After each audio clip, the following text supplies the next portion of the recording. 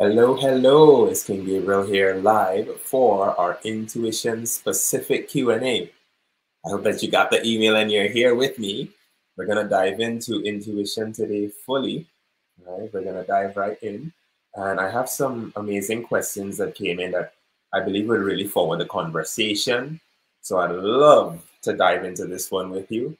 But before we dive in, as usual, but before we dive in, as usual, we're going to have a little meditation time, right? A quick little meditation, because that's the sync up, right?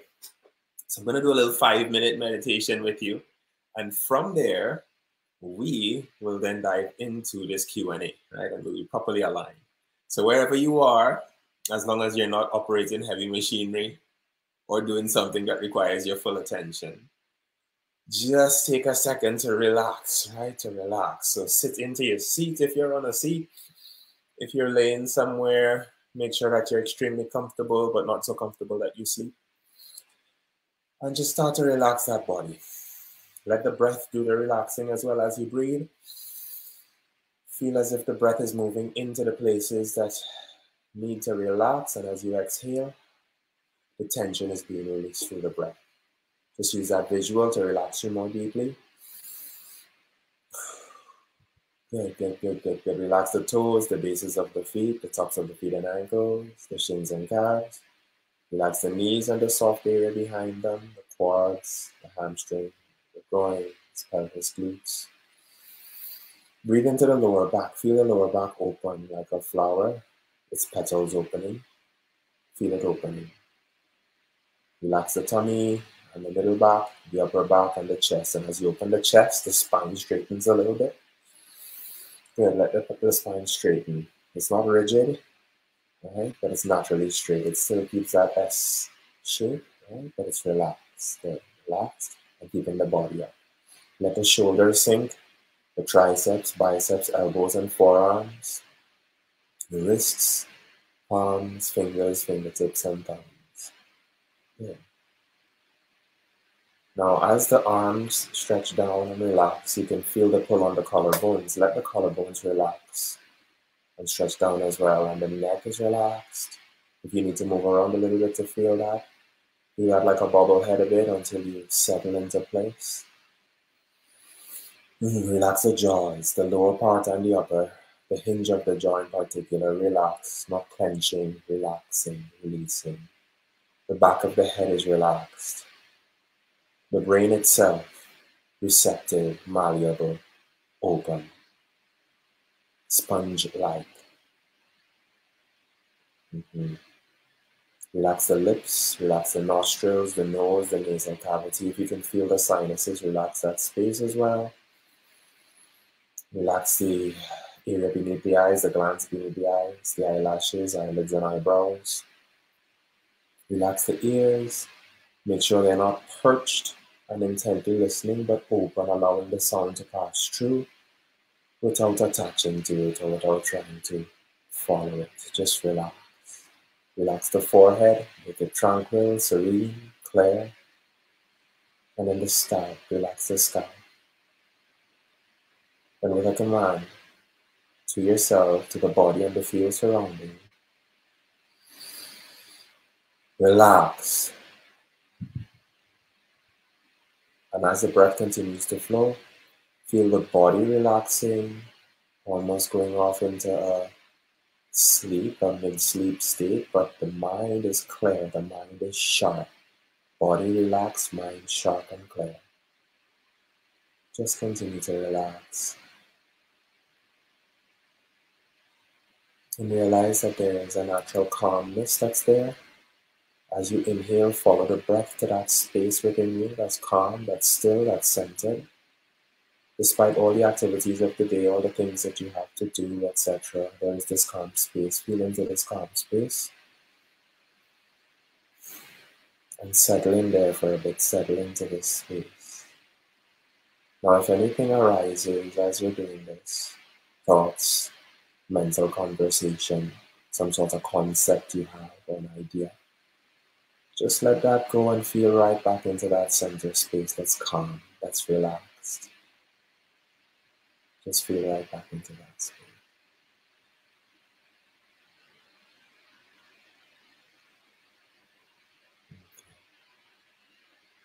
Now I'm going to be silent for a few minutes.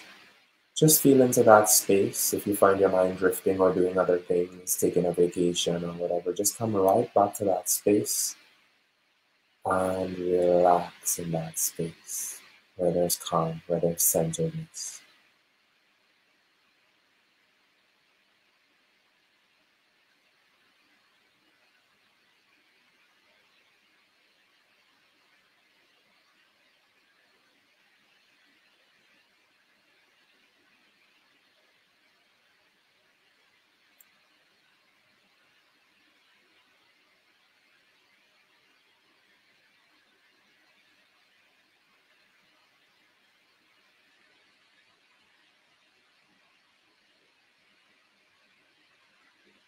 Again, if the mind drifts, just bring it back to center.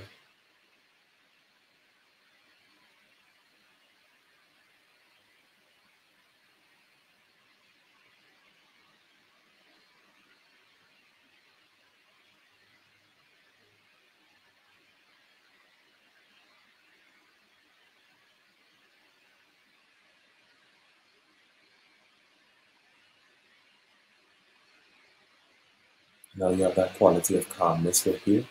Just begin to feel back into the fingertips. Feel the fingers move, feel the toes move. Feel the temperature of the skin interacting with the room or space that you're in. Begin to hear the sounds around you again. Begin to smell the scents that are with you. And make your way back into that face, into those eyes. Make your way back. And as you make your way back, remember that this centered space is always within you, always accessible, always there. So begin to make your way forward, and we will dive into this Q&A today. It's the Q&A. We're diving into this intuition. So we had a few questions come in that I am eager to answer because they are meaningful questions, right? Meaningful questions. And when I say meaningful, I believe they'll really make a change in the perception of what intuition is, how you can use it, and begin to actually have some results regarding it, right? So the first question, which seems to be an obvious question, but I felt it's worth answering because when we talk about intuition, sometimes it can be a bit vague. It can be a bit vague. And I want to make it super clear. The question though was, what is spiritual intuition? Right? What is spiritual intuition? Not just what is intuition, but what is spiritual intuition? So this person is probably on a spiritual path of some sort, or looking at the difference from a perspective of someone who has intuition already, right? So the question fully was, what is spiritual intuition and how is it different from regular intuition? So yes, they're asking from that place. Right? Spiritual intuition, I would say, is a deeper form of insight. And it's connected to what we would call a higher power or source or spirit, God, creator. What you would call that, the universe, like some people would call it. It's going beyond the ordinary idea of gut feelings, right? Gut feelings is like a visceral reaction that you gain from your past experience, where your experience, and think about what gut reaction really is for a second here, and this is what people call intuition most of the time. But it's based on your past, based on your knowing, based on the patterns that you've observed in life. You already have an idea of the most likely thing to happen. Okay? It's like, let's say your kids are riding down the road and they're on a bike and you see them make a little swerve to ditch a hole. Based on your past experience, you can see that as, oh, they're probably going to land in the bush over there. But then you could also be concerned that, oh, they could probably fall on the gravel, right? So the one that is most likely is the one that you will probably respond to, right? You might find yourself sprinting there to grab them real quick, or you might find yourself just letting it be because you know they'll be all right. But either way, your reaction in that moment, right, comes as a sort of impulse and it has to happen quick. That's sort of sometimes what people mix up with intuition. And it's a gut reaction or a response to our past learning. We've learned a lot of things in life already. Just by living life, you learn. You can't help but learn in life. Things happen and you learn, right? You're like, oh, I'm not going to do that again. You know, you walk down a road 5 times and you fall in a hole. By the 6th time, hopefully you realize there's a hole there and you won't jump in that same hole again or fall in that same hole again, right? So this is what happens with us. And we sometimes call it bad intuition. That's not really intuition per se. That's a deeper learning, and it's using your mind, which is great because you want that mind to work. You don't want to shut that off completely, right? But it's not really the thing that can guide you long term because it has a short view. It has a view based on your life and your perspective about life. Whereas intuition that we're talking about, or spiritual intuition that we're talking about here, is going to that point beyond just ourselves, beyond our knowing. For instance, and this is a good example of it in regular life. There are some people they call savants. Some go as far as calling them idiot savants, and the idiot part they use because it seems like they shouldn't know this based on their learning, or they haven't been schooled in any way that allows them to think outside of what your average person would think. But what we're saying about this, the savants are people who have the answers to questions without having any idea how they got that answer, right? So you ask them a big mathematical calculation, and they will give you it straight down to the final decimal point without knowing any form of math that was taught for that to happen, without using a calculator either, right? So when we have people doing things like that, it lets you know the computing power of whatever we are, right? If we're thinking about making quantum computers and all these things that we're doing right now, really, we already have that, right? That's already us. We can compute things on a higher level, but something along the way tends to block that from happening for most of us, for whatever reason, right? And whatever reason is usually our learning, right? Our learning as we walk through life and we start to limit ourselves through our beliefs, etc. We start to shrink the capacity that we have to just do things without necessarily knowing a step-by-step way to get there, right? Because sometimes you just know, and you just know that you know, right? So this is good. This is good because when we're talking about spiritual intuition, we're talking about going beyond the limits that we ourselves have made to step into a space where, and let me check the questions here just to make sure that I'm flowing and that you guys are seeing me. I'm just going to check on Facebook on my phone right here to make sure that I'm in there. Okay, good. It looks like it's streaming and we're good. So yeah. So talking about spiritual intuition, we're moving from that space of past learning into a place of present possibility, right? And when I say present possibility, I'm meaning you kind of have an idea of what could happen in any situation when you look at a situation. If you've observed long enough, you already have an idea of what's going to happen because there's no time that you're expecting, for instance, to watch an apple tree and eventually see an apple just fall up, right? Nobody expects an apple to fall up. Why don't you expect an apple to fall up? Because based on our past experience, still, we know that things fall down, right? Or what we call down, right? And obviously up and down is a concept. We know that too. But either way, we expect it to fall in a specific direction. Based on that, we can calculate, right, the probabilities of it falling and hitting a branch or it falling and hitting the ground directly, etc. Right? And this sort of is what we work with, but the spiritual intuition goes a step beyond that. It's outside of the realm of viewing it in terms of singular outcomes and viewing it along the entire timeline in a sense as to what will become of this. It's a larger view is what I'm saying. It's a larger view. And sometimes the rational mind or the mind that's working in terms of calculations, like I just said, is not able to even understand how we came to that conclusion. In fact, the act of trying to understand it with the actual limited mind seems to put a limit on the whole idea of the intuition altogether also. This is why, for instance, I'll just jump into this little topic here to answer this question a bit more thoroughly.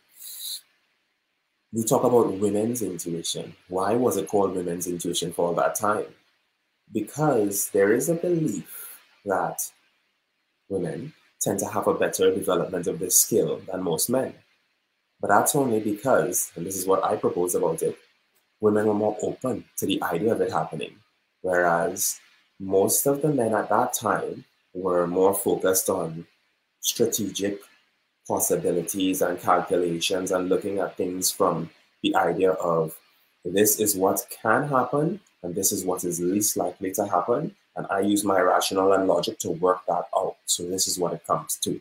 Whereas the women at that time were more dreamers, more open to possibilities without even trying to necessarily figure out how it would happen or what would be the factors contributing to it happening or any of that stuff. It was just, oh, I just feel this way about this. Key right there, feel. I just feel this way about this. There was more feeling involved. Men are taught at a very early stage to shut down any sorts of feelings, right? Kids don't cry, or male kids don't necessarily cry outright. Girls are allowed to do that. Why? Because it's not the manly thing to do, etc. So that's a slight distinction in allowing those feelings to flow and allowing the interpretation or the information to come through those feelings, which is huge, right? Feelings are huge. Think of how powerful your feelings really are, right? Your logic is your logic and it lets you see your way out of challenging situations, but the feeling itself is an immense thing. When you feel a genuine and authentic feeling run through you, it's like a surge of power. It is a surge of power that runs through you. Anger, for instance, most people, when they have anger, they're blowing up to like 100, right? They're out of this. They're at rage, it's like 100, right? They're all out there. And it feels bigger than them. It feels bigger than them most of the time, right? Most people you talk to about that, they'll let you know that. And then on the other side of that too, you have people who will, feel certain feelings like sadness, right? Or joy. Joy is a big one most of the time. And all the other feelings that go in between there, right? And it's a mishmash of feelings, but each one of them is powerful in its own way. And it drives us into a certain different state, right? The feelings drive us to different states. Hence, if we really want to look at what spiritual intuition is, it's paying attention to your feeling response to what you're looking at, right? What you're looking at. And when I say what you're looking at, not only with your eyes, but with your mind. When you are asking a question, when you are looking at something that's going on in your life and you want an intuitive insight into it, what you're really looking for is a way to dive into what that is and to see or observe your feeling about it, because that's information on it. That's information on what state am I heading into regarding this. And sometimes way before, you can tell where you are just by seeing your feeling about that thing. Okay? For instance, and I'm going to use this example because it was just obvious to me. It may not have been as obvious to everyone, I guess, but I'm going to say it. I saw something in the Olympics recently, and I won't call a name just to not put anybody out there like that, but I saw someone ask a question. They posed a question to one of the athletes. Are you going to break the world record? And the response was this.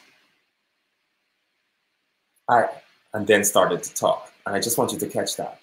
Just the idea of looking off like this, you're trying to capture a vision of it, number one. But at the same time, there's a question there about it. Because if it was a ready answer where you already felt that thing and you knew that thing, you would just respond, yeah, I'm doing that, right? You would be right here with it. But the fact that you had to visit somewhere else to come back to then talk about it, which is what took place there, it's saying that it's not top of mind, top of heart, not in the moment, not now.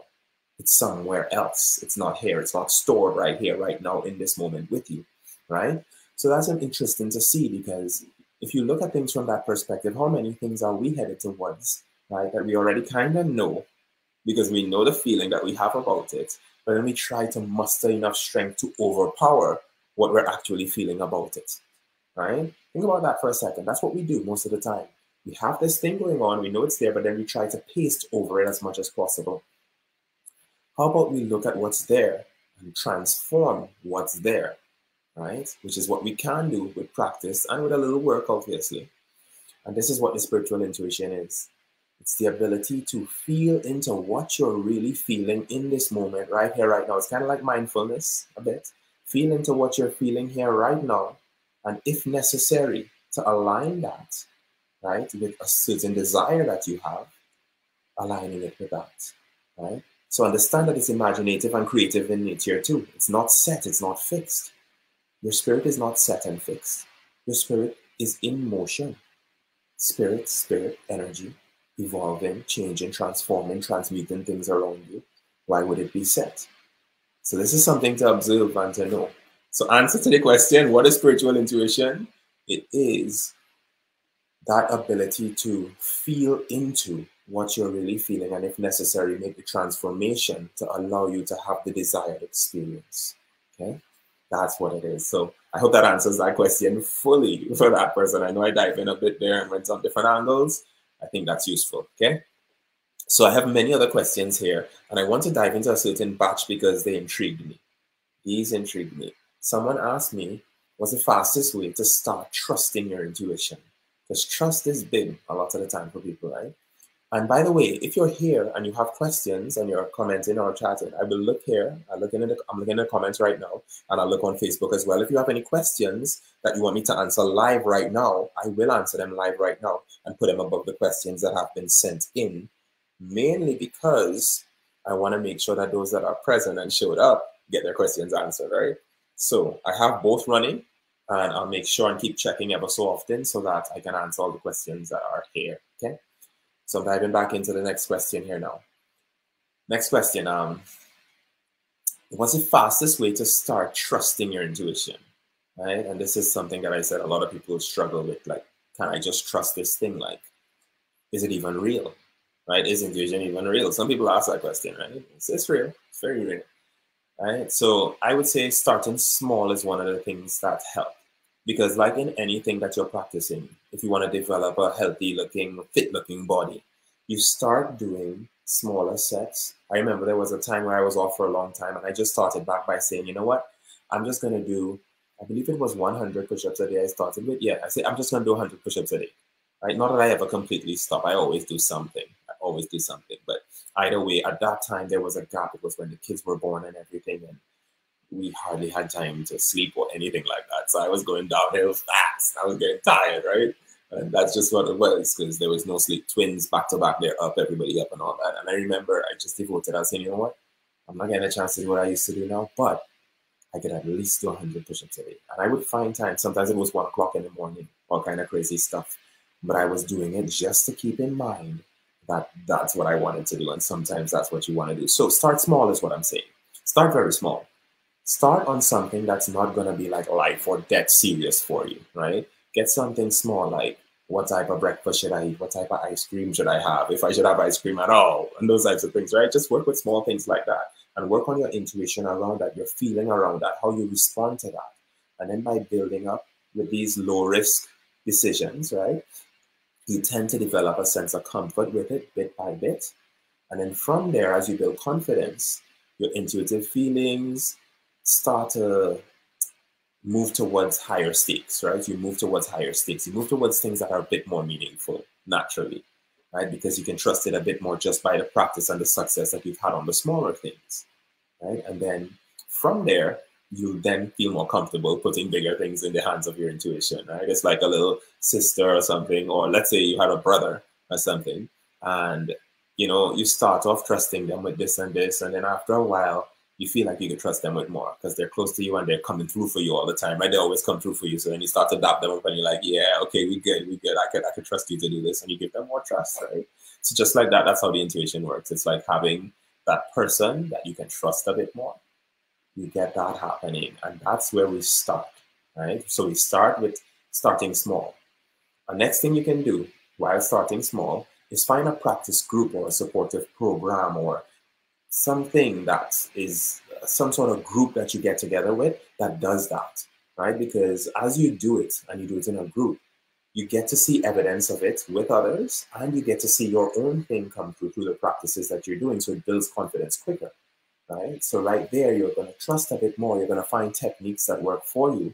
And so by finding these techniques that work for you, by sampling and working with groups as well, you tend to trust a bit more, because as you do those techniques and you have success or others have success, it's telling your mind and telling yourself, hey, I can do this. Hey, this is actually possible. Hey, this is not just make believe. Even if it wasn't you that had it happen, sometimes seeing somebody else have it happen is enough for you to start thinking, maybe that's possible for me too. And so people move closer to it in that way. We've seen that a lot, especially in Thrive Evolution. We've seen people start off at ground zero saying they just started and all this stuff. And then a few weeks later, they're like, wow, I didn't know I could do this, right? And they have evidence of it, and they have things come through, and they discover things. And the people in their group as well, their cohort, move forward with them too, because they're observing it and learning from it and saying, wow, if that's possible for her, then it's possible for me. They try it on and they have success. So that's one way that works. Start small, number one. Number two, tune into your body. People talk about this a lot, right? Pay close attention to the physical sensations that you're having as well. That's information, right? Your body tells you things. If you really listen to your body, and when I say listen to your body, I don't mean become totally engulfed in physical sensations, but Just listen to the things that are like alarms that go off and pay attention, right? When you're thirsty, how does your mouth feel? Your mouth feels dry and choppy, right? And you know that you need water, right? You know that. That's information. So tune into your body in a sense and see what's happening, right? Before you make the decision, see how you feel. Are your palms sweaty, right? You know, and I'm not saying look for these specific symbols, but are your palms sweaty would be like an indicator that, well, maybe I'm kind of nervous.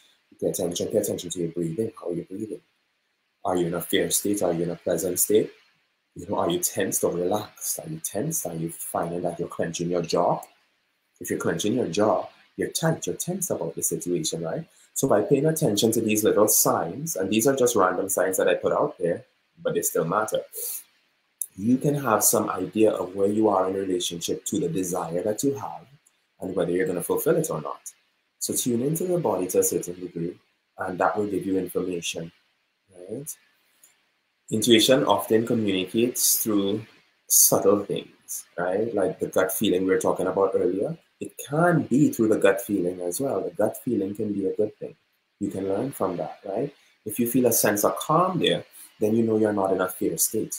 But if you feel constriction, you feel tightness, you feel butterflies, and butterflies is one you have to pay attention to on both sides, because sometimes you feel butterflies when you're in a lovey-dovey adoration state, like puppy love, like people call it, and sometimes you feel butterflies as in a reaction to something that could potentially go wrong, a fear state.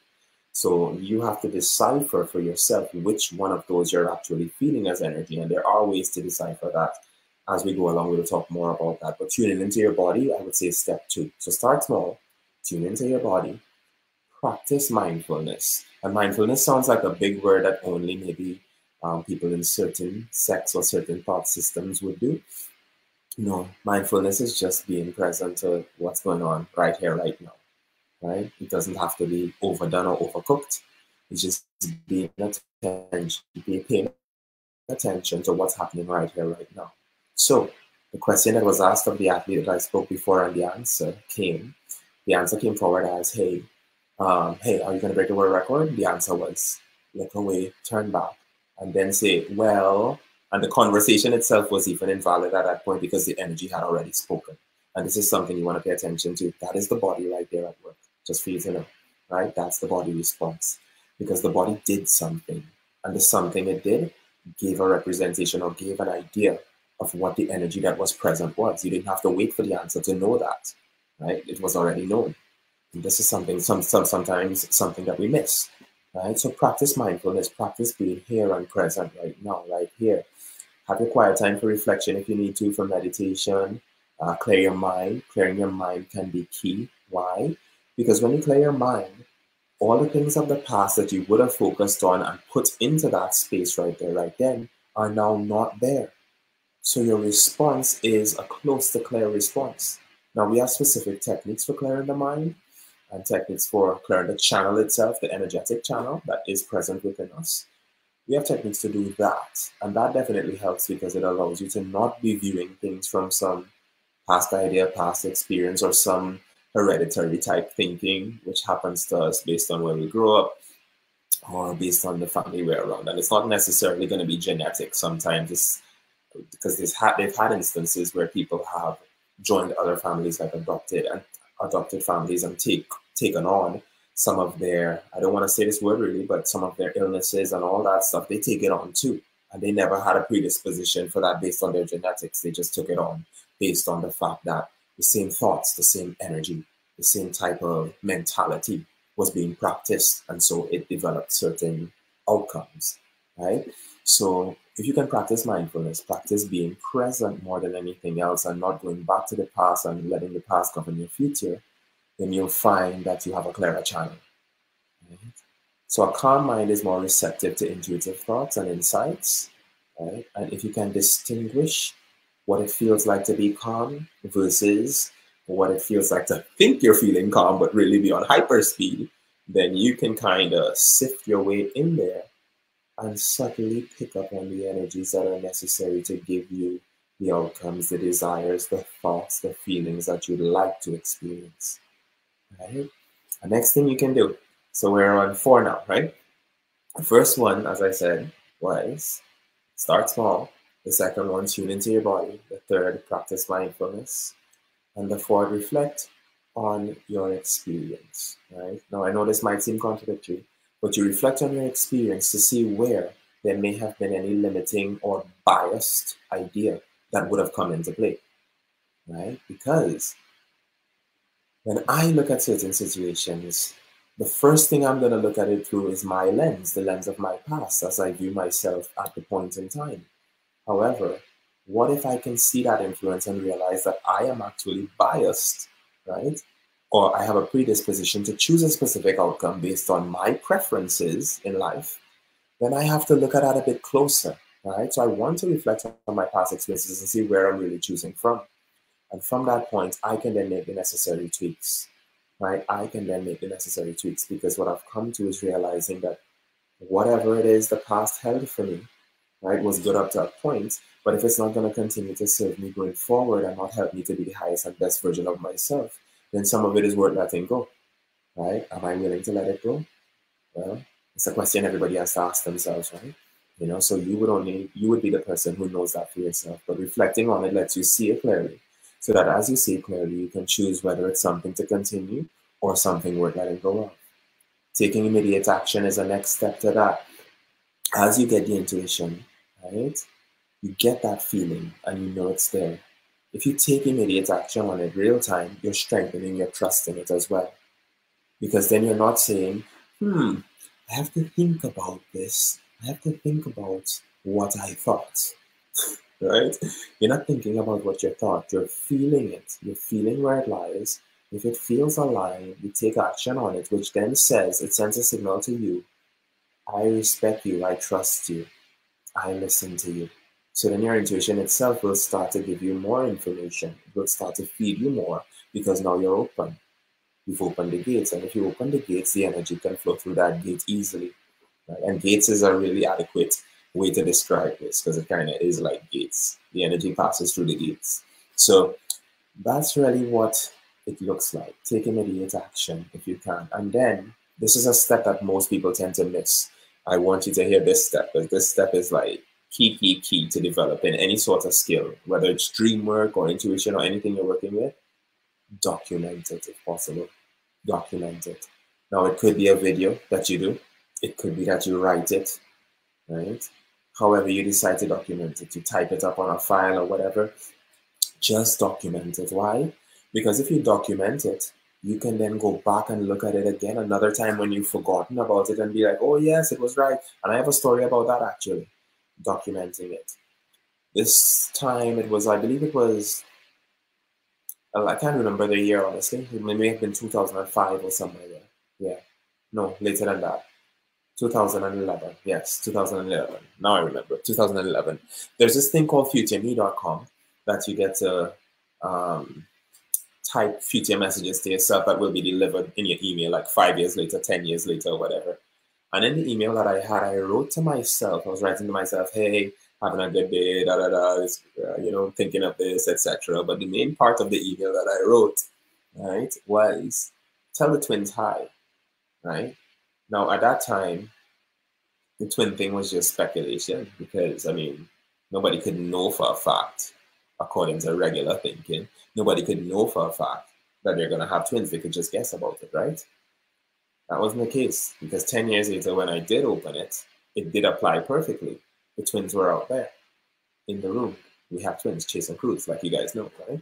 And so when I said that and I look back on that, because that was from my past self to me, I had to give him a little salute. Good thinking, good idea, you did that.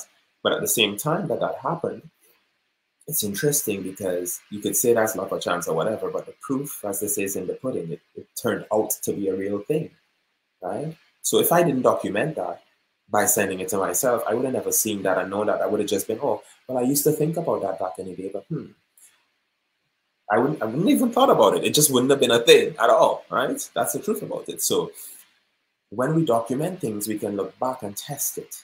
And testing is key in any scientific process, which this is as well. In any process that you're doing, you're going to want to have information that you could verify or validate what you're thinking with. It strengthens you. It does strengthen you. If you test it and you fail, I know it can feel bad, but then you have room for improvement. But if you just never test it at all, then what is that? It's just you having a wonderful fantasy about something and never ever proving it to yourself. So then it's never real. It's just stuff. It's just stuff. And a lot of people in the spiritual world nowadays just do things from that place, right? Everything is just stuff. And so it's never really real to them. It never becomes real. That's why we focus so much on practice and focus on ways of making this stuff real. And Thrive Evolution in particular, everything has a practice to go with it. Everything is not heavily structured, but structured enough so that you can go back and verify it. So that when you go back and you look at your goal, you know, oh, this was the step I took and this was the step I took. And look, it happened. Awesome, it happened. Then nobody could tell you, oh, it happened by luck or chance. No, this was the process I went through to create this. This was the process I went through to feel into this. This is the process I went through to become this, right? And then that's that. Anybody could say what they want after that, right? Anybody can say things about it, but you know the process that you went through. You documented it, you took it step by step, and you came up with the answer for that. And then you know for yourself that you can trust yourself in that process from there forward, right? So it is a scientific approach, and I know science might sound a bit unspiritual, etc., right? But no, everything has to be a process. There's value in process. There's value in having structure. Right? I had to learn that the hard way. I wasn't the most structured person most of the time, but I came to love structure because with structure, you have evidence, you have proof, you have testing, you have things that can actually show you that you're progressing. You have evolution, right? Thrive Evolution could not be Thrive Evolution unless we were taking steps forward to improve, to be even better, right? So these are the things that matter. So I'm going to call out those few steps again for that question because I took my time to answer this one. Start small. Start small. Don't start with the biggest thing ever and say, oh, I'm going to figure out how to win $63 billion right now. You know, that might be a bit much. That might feel like a bit much for you. You wouldn't believe that you can do that off the bat. Most people won't. Some people will. Some people won't. So you start with something small, right? You start with something small. And then tune into your body. Tune into the sensations that you're feeling. Tune into the vibrations that are coming in. Mental vibrations, right? Tune into how you're reacting, how you're responding. From there, practice the mindfulness, practice the space, practice feeling yourself calm and centered. It's like your balance point you're trying to find, right? You want to find what neutral is. Because if you have neutral, then you know left and right from neutral. But if you don't have neutral, then you don't know left or right. It's just all motion, right? So learn that, practice the mindfulness, reflect on past experiences where necessary, right? Take immediate action and document your intuition. Document it. You want to document it. And I know a lot of us have resistance to that. Most people in this spiritual conversation, they're like, what? Document it? What? Why does it have to be structured? You know, it feels all analytical and people say you're in your head, right? You know, to a certain degree, all of it is imagination, right? Everything takes place through imagination. And imagination comes to you in the form of vision. And vision comes to you in the form of using this upper area, right? Which is kind of in your head still, right? If you think about it, all links to that headspace. So that if that is what's happening, it's wise to use that too, right? Not block that out and act like it doesn't exist when you know fully well half your day is spent up there or 3/4 of your day is spent up there. Work it in, use it, use the skill that you have. There is rational thinking that takes place in all of this, or else everybody would just do craziness all the time, right? Some people have intuitive impulses to do things that are morally and ethically wrong. And when I say wrong, not serving the highest and the best for everyone. So if you have an impulse like that without any sort of rational thinking or reasoning, you would just go ahead and do crazy things that could be harmful to you and others, right? So this is why it exists. It exists because it is that space where you can think something through, right? Both of them work hand in hand. I'm not saying get all heady and both in your head, but use both so that when you do decide to take action, you're taking action that you're confident in. You're taking action that you're sure of because it got the stamp of approval from the entire system, not just from one part, right? So again, I hope that makes sense. I hope that question was answered well enough to really continue us forward here, right? And let me look in the comments real quick to see if anybody has any questions. Okay, I see something about workbooks there if anybody wants it. Let me take a look here. Okay, good. I have a question from Zoe, it looks like. I think it's a question, but I'll read it anyway, just in case. I read somewhere that holding a body part such as your hand when having an intuitive experience, you can train your intuition by holding that same part to have more intuitive experiences. That is 100% true, or at least 99.5% true. Here's why. That's an anchor. What you're talking about there is an anchor, right? And what an anchor is a place that you create a physical sensation is. This is a physical anchor. There are different types of anchors, but this is a physical anchor. For instance, if you were to hold, let's say, a trigger point in your palm or something like that continuously while you're doing the having an intuitive experience, right? What you're doing there is associating this feeling, this physical sensation with that outcome, right? With that experience. So then sometimes when you're just on your merry way, if you are to squeeze that place again, ooh, this feels so good when I squeeze it. But when you squeeze it, right, it would take you right back to that very moment that you made that decision, or the feeling that you had when you made that decision, which opens the space for that intuitive gateway again to be open. So you can open it through a physical sensation by practice. Those are one of the practices that we definitely do. Okay, locking in with anchors is huge. We use those. I used to use anchors all the time. In fact, I still have a few anchors active that no one will ever see because I have them in special places where it's not visible. And I chose that on purpose because if you have anchors that everyone can see, it might interrupt you a little bit, right? Like when you're doing it, like let's say your anchor was, okay, do a special dance or something like that, right? So I said that was your anchor and flip your hand around your head or something. And everybody saw that. It would be so obvious, it'd be weird, right? It'd be like, it would disrupt you. So, you choose subtle anchors. Maybe something like scratching your ear this way or something like that. Too many people might not have a problem with it, but you'll have the same sensation from it. And so that's just a smart thing to do. Anchors are great. I see another question. How does using mudras have an impact? Hi, Cody. Good to see you. Good to hear from you. Yes, mudras are like anchors. It's exactly the same thing, right? Mudras, what they do is they link you into specific meridians, right? Like in Qigong, which we study as well, there are specific, there are specific meridians, right, that relates to function of the organs and many other things in the system that's a whole science by itself. So I could go into that, but that would be a long time talking about that. I could give a printout of that sometime for everyone. But there are specific meridians that these points are linked to. And so when you start using mudras, you could do it intentionally and decide to affect a specific meridian that you're looking to work with, like let's say the heart meridian, right? You know that your heart is a channel that runs through the fingertips, that specific point as well. If you can feel that, then you know you're sending a message and communicating on that level deliberately. And so you can do that. Again, this is sort of mental too, right? Because it's not just strictly spiritual. There are things that link external to internal. So if you are touching on those mudras, yes, it can have an impact as you would work with that specific channel that you'd like to work with. You're turning on that channel. And just like that, it can function as an anchor as well. Because let's say everybody agrees then that when you hold your fingers, like let's say this, that you're grounding in and you're focusing. This is for focusing, right? Or like this, focusing. Now, if you're focusing and you use that deliberately, then you will feel more focused. Instantly, you'll feel more focused, but the channel itself will be also linking to the space within you that is going to allow you to feel focused. So it's kind of, I'm not saying it's a paradox at all, it's not. It's related on both ends. And there's a way to describe that. I just can't remember the word for it right now, so I'm saying it that way, right? But it's related on both ends. The outside feeds the inside feeds the outside. It's a conversation, it's communication.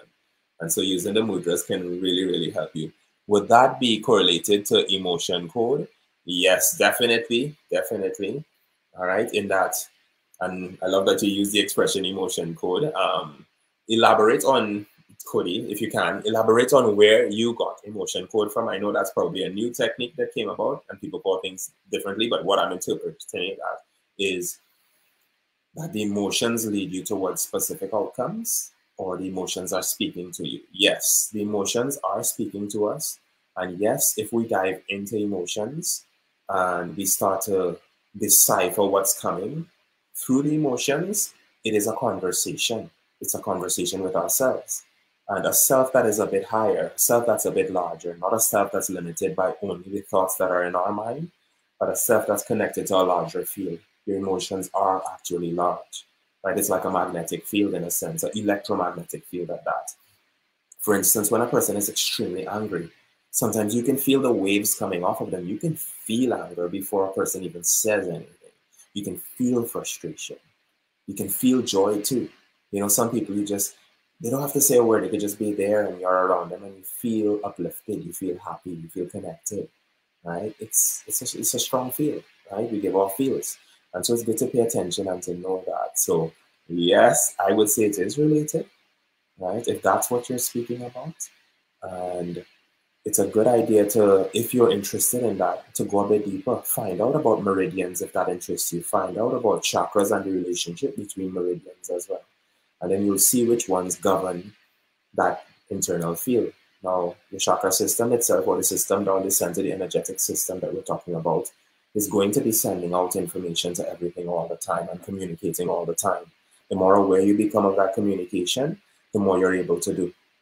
Right, you're able to do because you're changing how you're feeling deliberately. You'll be changing the state that you're in deliberately. If you change your state, which changes your self-concept, you will have a different experience, right? So that's the way that you can use that. And again, these are all these layers that we're working with, but they're all linked together. They're always linked together. Nothing is separate. Nothing is without purpose, right? So all of it makes, yeah. Thank you, Cody. Thanks. So that's how we're able to use that, right? We're able to gather the information that we're feeling that is coming in, right? And use that to transform what's necessary within us. Because we feel something about it, we're getting information. And when we make that necessary switch, then we can put back out a new bit of information that allows the experience to be slightly different. So you can use your intuition to guide you.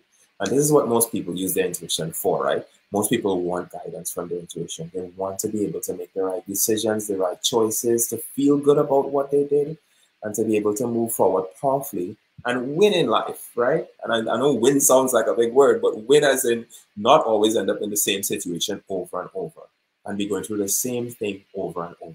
We want to finally break any type of shackles or anything that's keeping us bound and become more of who we are or express more of who we are. Right? And most of us know ourselves on a deep level as inherently good, inherently loving, inherently caring. That is at the bottom of it all before all the stuff gets pasted on, right? But then when the stuff gets all pasted on, we kind of change our minds about that a little bit. But that's not forever. We can't undo it, and this is a part of undoing it. Right? So let me continue with this line of questioning. If anybody has any other live questions, please bring them forward, and I would be elated, elated to answer them, right? Because this is your Q&A time. I can't believe it's only 5 more minutes for this, by the way. This has happened so fast. I feel like I was talking for like 5 minutes there. Okay, so here we go. We're going on. What role does intuition play in decision making? Okay, I think I just went through that a little bit. Someone asked that question. But I'll go a little deeper into it just for those who might have a similar question. Okay? How can spiritual intuition help in making decisions? I believe it can help, or I know it can help guide in important choices, but alongside rational thinking, as I just mentioned. Because what has happened over time is people think it's either or. Everybody's in this idea that it's either this or this. It's either spirituality or science, right? It's either you feel it and you're deep in your heart space and you're totally connected, or you're in your head space and you don't know anything and you're just assuming and guessing. No, none of that is absolutely true, right? Because as I say, everything has a purpose. Nothing is without purpose. So if nothing is without purpose, then it has to be in some way a relationship or a balance between all of those things to come up with the right answer. It's like when you're doing a project, for instance, you're up to a project, and let's say you want a team and you work on a team, but then you just take the initiative and you do everything on yourself. You take over the creative design, you take over the speaking, you take over the finances, you take over everything, right? If you take over everything, then it's just you. So then the other people are totally invalid. That's really what that is, right? But imagine if you come together as a group, right? This is where democracy and these ideas come in.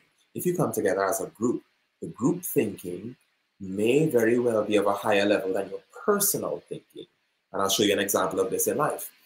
They gave these people a bunch of jelly beans, you know, the jelly bean game, but a whole bottle of jelly beans.